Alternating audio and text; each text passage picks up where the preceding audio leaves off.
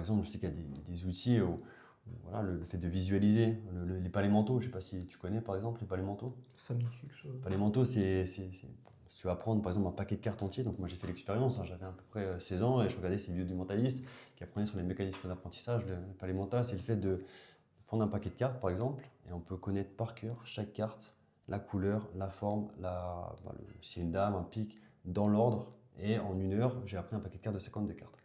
Chose qui paraît strictement impossible si on ne comprend pas comment le cerveau fonctionne. L'idée, c'est de se placer dans un endroit qu'on connaît très bien, sa maison, un appartement. Le mieux, c'est de faire chez soi. Dans chaque pièce, tu vas te balader, tu vas créer une histoire avec le plus de sens possible, où tu vas te projeter dans l'endroit que tu connais. Et dans chaque pièce, tu vas mettre, par exemple, voilà, dame de pique, 7 de carreau. La dame de pique rencontre les 7 nains.